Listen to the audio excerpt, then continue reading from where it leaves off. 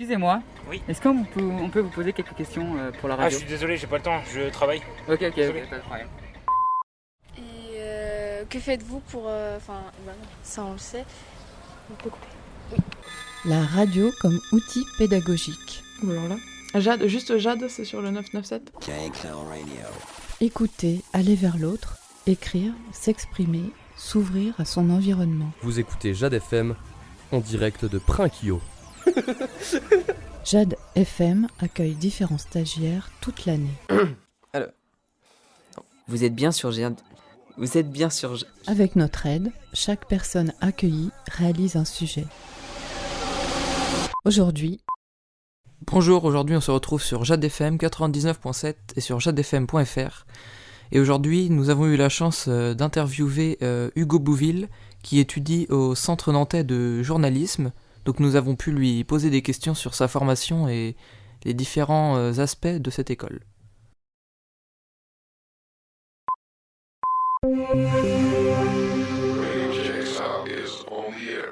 Bonjour. Bonjour. Excusez-moi, c'est ma première fois. Faites, au contraire, il faut. Est-ce que vous écoutez Jade FM? Pas du tout, je ne connais pas. Bonjour, aujourd'hui on se retrouve sur Jade FM 99.7 et sur jadefm.fr. Et aujourd'hui nous avons eu la chance d'interviewer Hugo Bouville qui étudie au Centre Nantais de journalisme.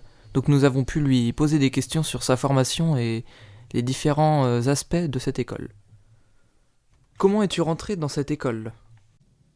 Alors, je suis rentré dans cette école via un concours, en fait. Tous les ans, vers le mois de janvier, il y a la session de concours. Donc, il y a des tests sur la culture générale, la culture médiatique, voir si on maîtrise bien l'écosystème des médias, et un test sur l'orthographe, grammaire, conjugaison. Faut-il faire une année préparatoire avant d'entrer au Centre Nantais de journalisme ? Non, c'est pas obligatoire. On peut rentrer directement après le bac. En fait, c'est un bachelor, du coup, en 3 années. Et directement après le bac, tu peux postuler pour le concours d'admission. Combien d'années dois-tu étudier avant d'obtenir ton diplôme ? Alors, avant d'obtenir le diplôme, il faut étudier 3 ans. Du coup, c'est un bachelor. Et au terme de ces 3 ans, tu as un diplôme reconnu de journaliste. Est-ce que tu étudies et pratiques toutes les manières de faire du journalisme ? Justement, dans mon école, au CNJ, c'est vraiment le cœur de l'apprentissage. C'est d'être polyvalent, en fait. C'est le journalisme sous toutes ses formes. Donc, presse écrite, radio, télévision, même ce qu'on appelle le mojo maintenant, c'est le journalisme digital. C'est apprendre à maîtriser les nouvelles plateformes, Instagram, TikTok. Et on fait même du maquettage, donc comment on met en page un article pour de la presse papier. Donc, on fait vraiment toutes les formes de journalisme possibles. Comme ça, une fois qu'on sort de l'école, on est polyvalent et prêt à assumer n'importe quel poste dans une rédaction. Est-ce que tu as des stages à effectuer au cours de tes années d'études ? Alors, les 2 premières années, tu peux faire des stages. Je crois que c'est pas obligatoire, mais tu peux en faire et c'est quand même recommandé parce que ça fait toujours une belle expérience assez solide. Et la dernière année, la 3e, c'est obligatoire d'avoir 2 stages. Il y en a un au mois de janvier de 1 mois et un autre à la fin des cours à partir du mois d'avril de 3 mois au minimum. Donc moi, là, je m'apprête à faire un stage chez RMC Sport entre avril et juillet. Ton école propose-t-elle de pratiquer des activités sportives avec les cours ? Et non, l'école, elle propose pas de sport en dehors des cours. Si tu veux en faire, c'est entre potes que nous, c'est ce qu'on fait. On s'organise entre nous. On a une petite conf Messenger pour faire des fives entre nous, mais l'école n'a rien à voir avec tout ça. Qu'est-ce qui te passionne dans ton métier ?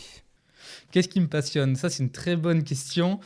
Je pense que c'est découvrir des choses auxquelles on ne soupçonnerait pas qu'on pourrait s'y intéresser, en fait. Il y a des sujets, au début, je suis un peu réticent à l'idée de les faire, de creuser. Et au final, on creuse un peu, on voit que c'est intéressant, on creuse encore un peu plus. Et au final, on découvre totalement un nouveau monde, en fait. Et c'est super intéressant de tomber dans des sujets auxquels on ne pense pas du tout s'intéresser au début.